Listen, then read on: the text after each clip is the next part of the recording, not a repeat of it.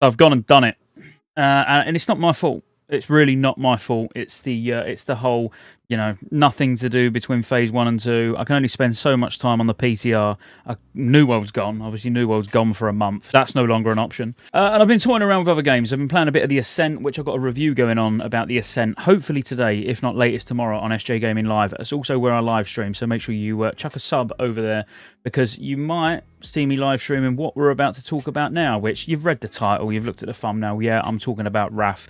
I mean, look at it. It's just beautiful. I mean, I know there's a lot of you out there that have absolutely no interest in Wrath. I mean, I put a poll out fairly recently, and people were saying, no, TBC's, the last expansion for Classic for me, and then you're quitting WoW completely. Some of you have quit WoW already. There was so much that I forgot about Wrath. Now, I've been playing on a Wrath server for 2 or 3 days, not particularly long. I'm actually just about to go to Outland, and there is genuinely just so much that I forgot, and so many reasons why I always say on videos, on posts, on Discord, on everything, that Wrath is my favourite expansion, and it's slowly coming back to me. Now, this is no deep dive into anything to do with Wrath, and don't worry, this is not the first video of many where all we're going to do is talk about Wrath for the next 2 years until it comes out. That's not the case. Wrath content will come once we know we're getting Wrath, or, at least once we're in, like, tier 6. But I'm playing on Wrath servers now just to sort of remember everything that I forgot of all the classes. My full intention is to level every single class, clear every single raid, every single dungeon, blah, blah. I want to do all of that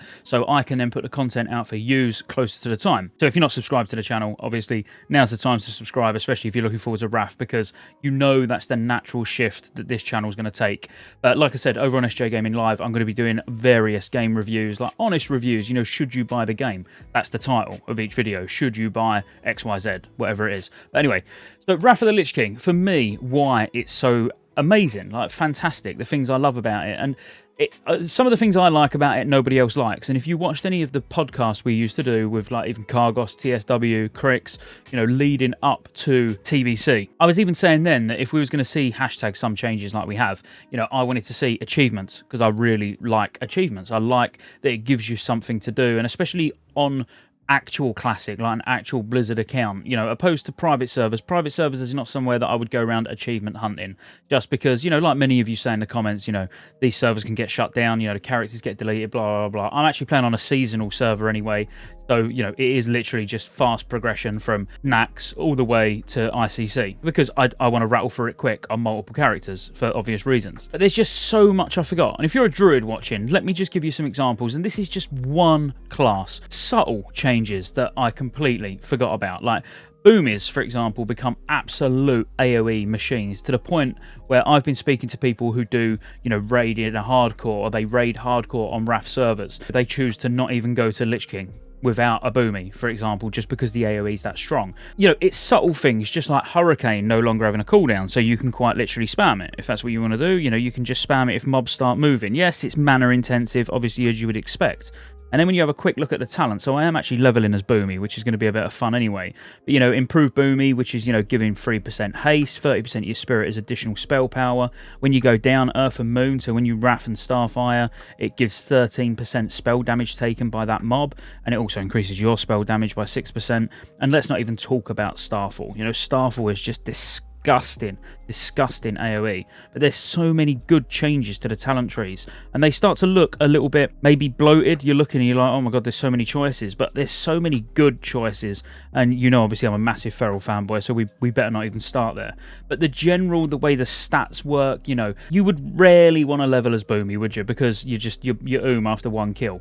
But all of that through talents and through the different way the stats scale, it gets better, and you can level as pretty much whatever you want. And then I know there's a random dungeon finder, which a lot of people don't like. And I've said I'm not that bothered about it. From the start, like, I didn't want to see it in TBC because it doesn't belong in TBC. It does belong in Wrath. But it does make life a lot easier, let's be honest. I mean, what are you really achieving? And this is not like I'm not slating, the LFG tour or anything like that in TBC, because I agree. The random dungeon finder should not be in TBC. It's as simple as that. It doesn't belong there. But when it does come in Wrath, it just makes life easy. You're skipping the whole sat there for 30 minutes staring at a chat box or looking at the LFG tool or bulletin board add-on or anything like that. And, you get chucked in. Yeah, there's no communication, but There's no communication really in a dungeon in TBC, is there? You know, someone says looking for one more Arcatraz, you whisper them, you get in, and pretty much say nothing for the entire run unless there's a wipe or someone's about to get kicked because something goes wrong. There's still not that much communication. All really Random Dungeon Finder does is just removes that element of looking in chat and staring at a box waiting to get a group. You know, other than that, there's no difference. It's just convenient. It's just convenient. And then the additional sort of forms of travel that was implemented, which I completely forgot about. For example, I didn't even remember that there's a Zeppelin from Thunderbluff to Orgrimmar.